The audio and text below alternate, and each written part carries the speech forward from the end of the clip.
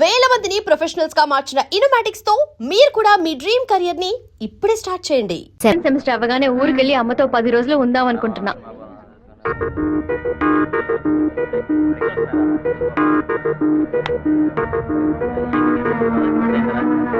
నీకు అసలు కనికరమే లేదా?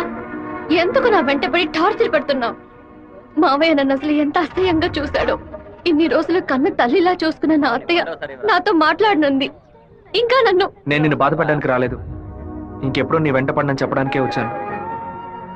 ఆ రోజు నేను బస్సులో చూసి నువ్వు రాధికవేనా అని అడిగినప్పుడు నువ్వు శివవే కదా, నువ్వు మామూలుగా అడుగుంటే నా పాటికి ఒక బాయ్ చెప్పి నేను వెళ్ళిపోయి ఉండేవాడిని. నువ్వు కాదు కాదు అంటూ నాకు అవును అన్నట్టు అనిపించింది. నువ్వు వద్దు వద్దు అంటుంటే నాకు కావాలనిపించింది. అందుకే కొంచెం ఓవర్గా బిహేవ్ చేశాను. బైక్లో తిరగడం, సినిమాలకు వెళ్ళడం, పార్కులు, రెస్టారెంట్కి వెళ్ళడం, ఇలాంటి లవ్ అంటే నాకు నచ్చదు. నిన్ను పెళ్లి చేసుకోవాలని ఆశ అంతే.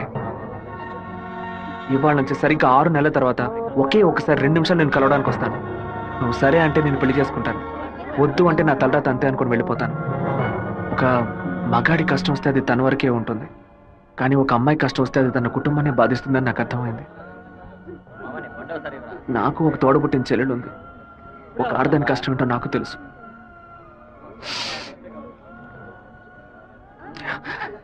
నిన్ను రెస్టారెంట్ కంపల్ చేసి పిలవడం నా తప్పే, క్షమించు.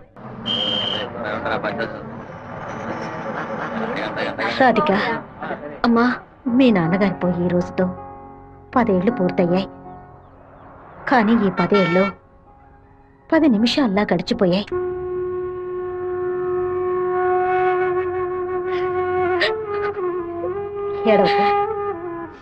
ఏడవకూడదు.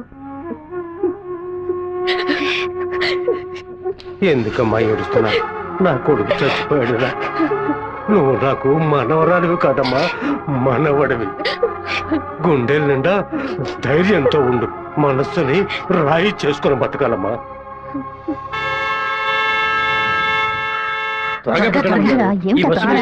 మళ్ళీ 1 బస్కి వెళ్ళాలి. దాన్ని ఆడు పెద్ద సమస్యగా ఆయన నన్నే చూస్తున్నట్టు పిరికి వెద్దవి కనుక నీకెవడు పిల్లని ఇవ్వడం లేదు, అర్థమైందా? నాకేవు, నేను తీసుకొస్తాను, నువ్వు పద పద. అందరం కలిసి ఒకసారి మాట్లాడుకుందాం, అప్పుడు కూడా కుదరకపోతే తర్వాత చూసుకుందాం. గంగా, ఏంటా నడక? పిల్లి నడుస్తుంది, కుక్క నడుస్తుంది, కొత్తగా నానాడ గురించి అడుగుతున్నారేంటి? సరే, వాడి సంగతి అలా ఉంచు. ఆ సుబ్బారావు కూడా చేపల పులుసు పట్టుకుని అటు ఇటు తిరుగుతున్నాడే, వాడి సంగతి ఏంటి అంట? చేపల పులుసా? అయ్యో, ఏవే, నువ్వు పెట్టే చేపల పులుసు వాసన నాకు తెలియదా? లేదా క్యారేజీలో తీసుకెళ్లేటప్పుడు చప్పుడు రాదా? మన శివకేనండి, ఎప్పుడైనా చేపల పులుసు పెడితే బస్సులో పంపిస్తాను. కొర్రమీను తలముక్కంటే వాడికి మహా ఇష్టం. నీకు అసలు బుర్రాబుద్ధి ఉందా అంట? ఆడు బాడికి దాన్ని అక్కడ పక్కన పెట్టి బస్సు తోడుకుంటూ ఉంటాడు. మన గిట్టనోడు ఎవడైనా ఆ పులుసులో ఏదైనా కలిపితే ఏం చేస్తావు? నాయనో, ఇందులో ఇన్ని మతలపులున్నాయా? భోంచేయి బావా, భోంచేయి. ఈ మండు టెండలో ఇంతసేపు వెయిట్ చేసి కష్టపడి భోజనం తీసుకొచ్చావు కదరా, నువ్వే ముందు తినాలి. ఎంత నువ్వు నన్ను కోపంలో చావు బాదినా, భోజనం విషయంలో మాత్రం ఇంత బోళాగా ఉంటావు అనుకోలేదు. నీ ప్రేమకు అసలు ఎలలే లేకుండా పోయాయి. నీ ప్రేమకు నేను ఎప్పుడు బానిసగా ఉంటాను రా. ఏంట్రా సత్తిగా, భోజనం బాగా రుచిగా ఉందా? అమ్మగారు చేతి వంట కదా, మరి మైకం వచ్చేలాగేమి లేదు బావా. ఈ కళ్ళు తిరగడాలు అలాంటిది ఏమైనా? ఎందుకు అలా అడుగుతున్నావు? ఏం లేదు, చాలా దూరం నుంచి భోజనం వస్తుంది కదా, మన శత్రువులు ఎవరైనా విషం గిషం కలుపుకుంటే అయిపోతాను కదా, అందుకే ముందు నీ మీద టెస్టింగ్ చేశా. అరే దుర్మార్గుడా, నువ్వు పెట్టిన భోజనంలో ప్రేమ ఉంటుంది అనుకున్నాను, ఇలా పాయిజన్ ఉంటుంది అనుకోలేదు. 100 మైళ్ళు దాటుకొని భోజనం వస్తుంది, మీరు ఇంకేం బాగుపడతారా? ఒక తల పిసో లెగ్ పిసో తింటావా? పులి కాకలేసిన పిజ్జా తిందో. అయితే పెప్సీ తాగుతుందా?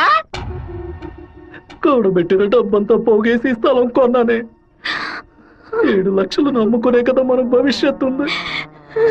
ఈ నోటీసు చూసిన తర్వాత నేను సగం చచ్చిపోయాను. ఏమిటండి ఇలా మాట్లాడుతున్నారు? అయిపోయింది, ఇంకా మన పిల్లల భవిష్యత్తు అయిపోయింది. ఏంటి క్లాస్ రాకుండా ఇక్కడ కూర్చున్నావు? ఇంట్లో ఒకే ప్రాబ్లం. కొన్ని రోజుల క్రితం మా మావయ్య ఎయిర్పోర్ట్ దగ్గర 2 గ్రౌండ్ల స్థలం కొన్నారు. సడన్ గా ఆ ల్యాండ్ ని తీసుకుపోతున్నారని గవర్నమెంట్ వాళ్ళు నోటీస్ ఇచ్చారు. మా ఫ్యామిలీలో అందరూ చాలా బాధపడుతున్నారు. అది సరే, ఎవరి దగ్గర స్థలం కొన్నారు? శివ, చెప్పు జయంతి. నేను నీకు విషయం చెప్పినట్టు రాధికాకు తెలియదు. సరే, నేను చూసుకుంటాను. దొంగ చటక ఎందుకు తలుపు గడియ పెడుతున్నారు? మామా, రేయ్ ఏంట్రా బొత్తిగా మర్యాద తగ్గుతుందా? ఆ ఎయిర్పోర్ట్ పక్కన ఉన్న ప్లాట్ ని ఎవ్వరికి చూపించొద్దు అని చెప్పాను కదా. నువ్వేమో 2 ఏళ్ల క్రితం రామనాథం అనే వ్యక్తికి అమ్మావు. ఎయిర్పోర్ట్ అక్విజిషన్ నోటీస్ చూడగానే వాడు కుటుంబంతో పాటు ఊరేసుకుంటానని తాడుకోవడానికి వెళ్ళాడు. బాగుపడతావా నువ్వు? వాడు మాత్రం ఆ స్థలం కొన్నాడా? మొత్తం 160 మంది కొనుక్కున్నారా? వాళ్ళ గురించి నాకేం దిగులేదు. ఇతని సంగతి ఏంటి? నేను తీసుకున్న ఇంట్రీమ్ స్టే ని ఎయిర్పోర్ట్ అథారిటీ కొట్టేసింది. హైకోర్టుకి వెళ్ళి పర్మనెంట్ స్టే తీసుకుంటే సరిపోయా. నీతో ఇలా మాట్లాడితే వర్కౌట్ అవుతుంది కానీ రే సత్తిగా జేసీపీ సత్యమూర్తికి ఫోన్ చేస్తాను. ఏమావా పోయిన సంవత్సరం మన ఊళ్ళో ఇల్లు కట్టావే, ఎంత అయింది? 20 లక్షలు. ఎందుకు అడుగుతున్నా? ఆ 20 లక్షల్ని 4,000తో నేలమట్టం చేస్తాను చూడు. ఏంది? 6 గంటలు జేసీపీ రెంట్ 3,000, 500 బయట 500 డీజిల్. నేను ఓకే అంటే కొంచెం ఏంద్ర నువ్వు అనేదే? జేసీబీ సత్యమూర్తి అన్నానా? ఒక 6 గంటల సేపు జేసీబీ కావాలి. కొంచెం లైన్ లో ఉండండి. కుదరదని ఎక్స్ట్రా చేసావనుకో జేసీపీ ఇంట్లో ఒక వెళ్ళిపోతాను. ఇంటిని కూల్ చేయాలి. డీజిల్ పోసుకొని రెడీగా ఉండండి. కొత్తలే కానీ వాస్తు నువ్వు బాగోలేదు. ఆగురా. ఇప్పుడు నేను చేయమంటావురా? ఏడుస్తున్న రామనాథం నవ్వాలి, లేదు డీజిల్ పోసుకొని రెడీగా ఉన్నారట. ఫోన్ పెట్టరా ముందు. ఇలా చూడండి సార్, 2 ఏళ్లకు ముందు ఆ స్థలం 7 లక్షలు కొన్నారు. ఇప్పుడు దాని విలువ 10 లక్షలు ఉంది. నేను కాదంటోలా, కానీ నేను 8 లక్షలే ఇవ్వగలను. మీ ఒరిజినల్ డాక్యుమెంట్లు ఇచ్చేసి ఈ అగ్రిమెంట్ లో సంతకం పెట్టండి. మినిస్టర్ చేత రికమెండ్ చేసి ఉంటే పోయి ఉండేది. పోయిపోయా కుర్ర కుంకల చేత సెల్ ఫోన్ లో జేసీబీ మిషన్ పెట్టుకున్నారండి. చెప్పరాదిక, మా ల్యాండ్ ప్రాబ్లం సాల్వ్ అయిపోయింది. ఆ ఓనరే స్వయంగా వచ్చి డబ్బు చెల్లాడు. ఎవరు రికమెండ్ చేశారు. సంతోషంలో ఏం చేయాలో అర్థం కావట్లేదు. ఒక పని చెయ్యి, నీ ఇంటి పక్కన ఉన్న శివాలయానికి వెళ్ళి శివుడికి ఒక అర్చన చేయించు. లేట్ చేయకుండా అక్కడికి వెళ్ళు. సరే అన్నా, మీరు అనుకున్నట్టు ఎమ్మెల్యే తప్పుడు రూట్ లోనే వెళ్తున్నాడు అన్న. నదిలోంచి ఇసుక తీసే క్వారీ కాంట్రాక్ట్ ని ముద్దు కృష్ణ అనే బినామీ పేరుతో వీడే నడుపుతున్నాడు. రోజుకి 250 లోడ్లే తీయాలయ్యా, కానీ వీడు 450 లోడ్ల దాకా తీస్తున్నారు. ఆ మందంతటిని వైజాగ్ తరలించి అక్కడ పోర్టు ద్వారా విదేశాలకు ఎగుమతి చేస్తున్నారయ్యా. మన దగ్గర అన్ని ఆధారాలు ఉన్నాయా. తహసీల్దార్ గారు కూడా వచ్చారు. రమ్మని చెప్పండి. చెప్పండి. నమస్కారం. ఏంటి సార్ ఇదంతా? రాజకీయ నాయకుల అధికారం ముందు మేము ఏం చేయగలమండి? గవర్నమెంట్ ఉద్యోగులు ఇట్లా మాట్లాడచ్చా? అనంతపురానికి నీటి సరఫరా ఉండదు, సాగు చేయడానికి ఈలుగా ఉండదు అని వ్యవసాయాన్ని మూలన పడేశారు. జరిగే కొద్ది వ్యవసాయం భూగర్భ జలాలపై నమ్ముకునుంది. ఏటి మనను శుభ్రంగా ఊడ్చేస్తే బోర్లో నీళ్ళు ఎక్కడి నుంచి వస్తాయి? భూమాత దగ్గర నుంచి మట్టి దోచేయడం అనేది కన్న తల్లి దగ్గర గర్భసంచిని దోచుకోవడంతో సమానం. ఇప్పుడు ఏడన్నాడు రాష్ట్రముడు. ఇప్పుడు వెళ్ళి అడిగామనుకో అమ్మ మీద ఒట్టేసి నాకేం తెలియదు అంటాడు. ఎందుకంటే బినామీ పేరు మీద వ్యవహారం సాగుతుంది. కొంచెం ఓపికగా ఉంటే వాడిని ఎలాగోలా పట్టుకోవచ్చు. సరే అన్నా, నీ గురించి మెసేజ్ వచ్చింది. ఏమని వచ్చిందిరా? పీ ఫర్ పొరమోకు, ఈ ఫర్ ఎద్దు, టీ ఫర్ తీపు, E for enemy, R for rowdy. ఎవరు పంపింది? సెకండరీ అశోక్ అన్న. ఎక్కడ వాడు? ఇక్కడే ఉన్నాడన్నా. నువ్వేనా అశోక్ అంటే? ఏమన్నా మెసేజ్ పంపా? వసంత్ ఫార్వర్డ్ చేసి ఎవరు వసంత్ అంటే? ఎవరు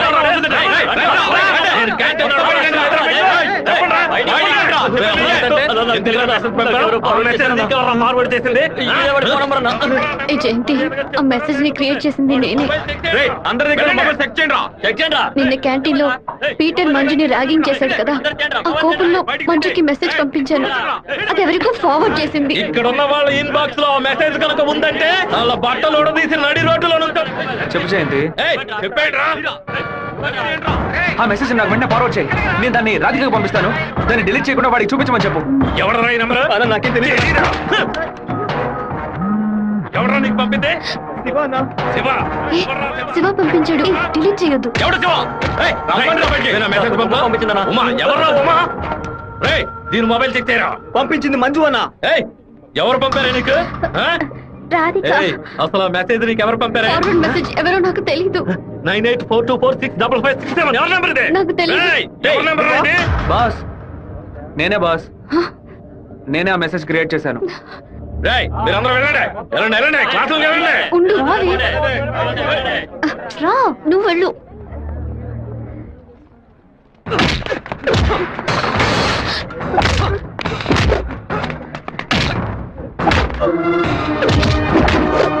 నేను వెళ్ళి నిజం చెప్పేశాను. వదులు. ఏ, నిజం చెప్తే నీ డ్రెస్ చింపేస్తాడు. పర్వాలేదా? రా.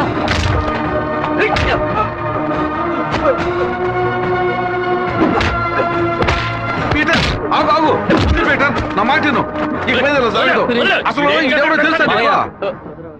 నువ్వేం మాట్లాడుకో, నాదే తప్పు. జరగదని చెప్తున్నాను కదా. తీసుకుపోరా ముందు ఇంటికి పో. రారా శివ, రా. ఏరా, వాడు నిన్ను కొడితే నువ్వు తిరిగి కొట్టవా? ఏమయ్యా బావా, నువ్వు చూస్తూ ఊరుకున్నావా? ఈ ఊళ్ళో ఈ బ్రతుకు బతికే బదులు మన ఊరికి వచ్చి బర్రె గొడ్ల దగ్గర పేడెత్తుకొని బతకొచ్చు కదయ్యా. మీరా రేయ్ నన్నేం చేయమంటావరా? ఇది ఎందుకు మెసేజ్ ఇచ్చాడో? ఇస్తాడయ్యా ఇస్తాడు, దాన్ని నువ్వు మేనేజ్ చేయాలి. అట్లా చేయకుండా వదిలేరా రే పంది, నువ్వు చూస్తూ ఊరుకున్నావా? ఊరుకోరా లేదట్రా నీకు? ఊరుకోరా. పీకానంటే వదిలేయమంటే వదిలేస్తాను అనుకున్నావా? ఏం చేయాలో నాకు తెలుసురా. అయ్యగారికి ఇప్పుడే ఫోన్ చేసి చెప్తాను. ఫోన్ లాక్కుంటే పీసీ పోలేదు అనుకున్నావా? టెలిగ్రామ్ చేస్తాను, పౌరంతో సందేశం పంపిస్తాను రా. విషయం బయటికి తెలిస్తే అమ్మాయికి ఏమవుతుందని భయపడి నేను మూసుకొని వచ్చాను. నువ్వేమో దగ్గరెచ్చిపోతున్నావు. చంపేస్తాను. చంపరా చంపే. నేను ఈ తిరుపతి వదిలి వెళ్లేలోపు వాడు గొంతు పిసికి చంపకపోతే నా పేరు సత్యబాబే కాదు, ఇదే నా శపథం. ఏంటి సార్ ఇది? ఆ పంతులు స్ట్రైట్ గా కమిషనర్ కే కంప్లైంట్ ఇచ్చాడు. ఏ పెడతాను సార్ వాడిని? నా మాట విని నువ్వు లొంగిపో. అప్పుడే ఈ టేబుల్ మీద ఉన్న నీ కేసు ఫైలు ఆ షెల్ఫ్ కి వెళుతుంది. వారంలో నువ్వు బెయిల్ మీద బయటికి రావచ్చు, లేకపోతే కమిషనర్ నీకు స్పాట్ పెడతాడు. సరే బొక్కలతో ఏంటన్నా? మనసు చాలా బాధగా ఉంది జయంతి. నేను నిద్రపోయే వారం రోజులైంది. నేను చేసిన తప్పుకి శివ దెబ్బలు తిన్నాడని తలుచుకుంటేనే బాధగా ఉంది. సారీ 4 సార్లు మెసేజ్ పంపించాను, వాడు రిప్లై కూడా చేయలేదు. వెంటనే పర్సనల్ గా కలిసి సారీ చెప్పాలని ఉంది. సరే, సారీ చెప్పేటప్పుడు ఒక థ్యాంక్స్ కూడా చెప్పాయి. థ్యాంక్సా? ఆ రోజు మీ ఇంట్లో ల్యాండ్ ప్రాబ్లం కి ఎవరో రికమెండ్ చేశారని చెప్పావే, అతను వేరే ఎవరో కాదు, శివాని. తన ముందుండి వాళ్ళ ఓనర్ తో మాట్లాడి డబ్బులు ఇచ్చేలా ఏర్పాటు చేశాడు.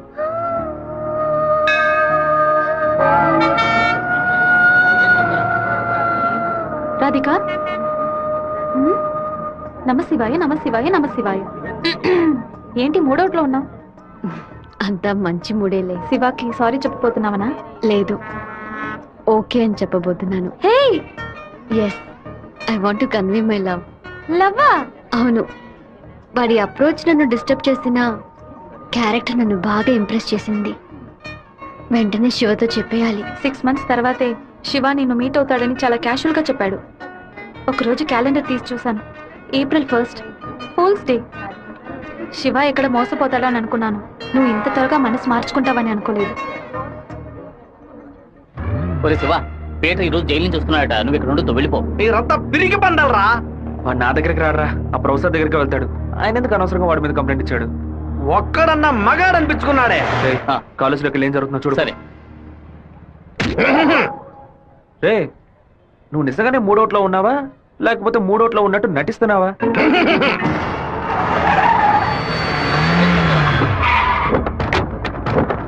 పంతులు ఎక్కడున్నారా? రారా బయటికి. రే సోమనాథం,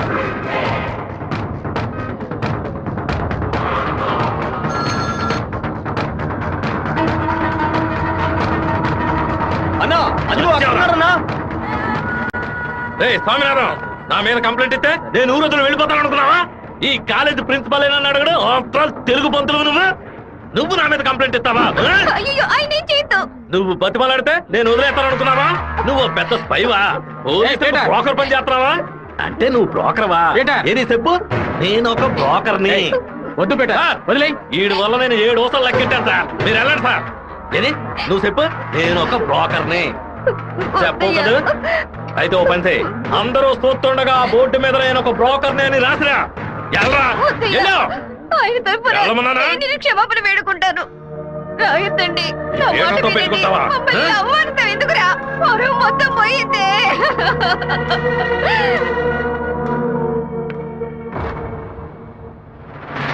ఏయ్! ఏయ్!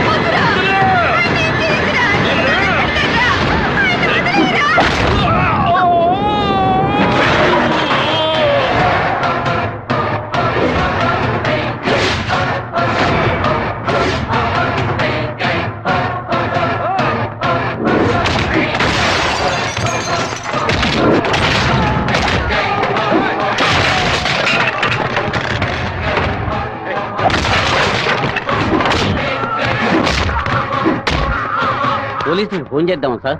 వాడిని మనం అసలు ఏమీ చేయలేకపోతున్నాం. కొట్టేవాడిని ఆపటం ఎందుకు?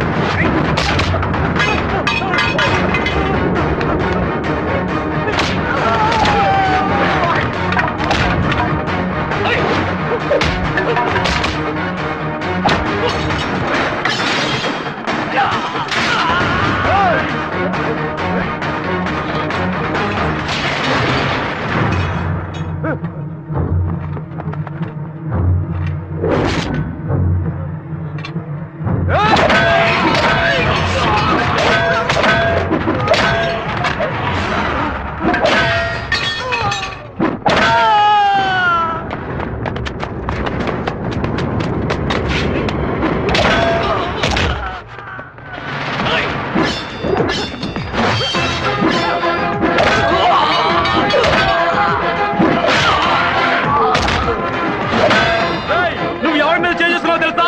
నిన్ను ఇంకో అరగంట రామరూపం లేకుండా చేస్తావురా.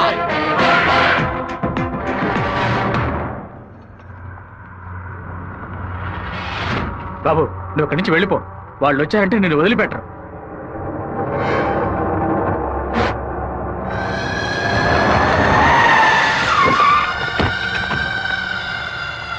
ఆడే అన్న నరకండి రావాడిని.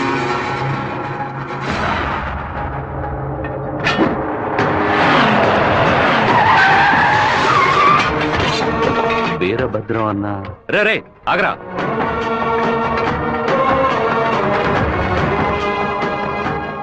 నాన్న ఏంటి నాన్న? వీరభద్రం అన్న కొడుకు. నమస్తే అన్న.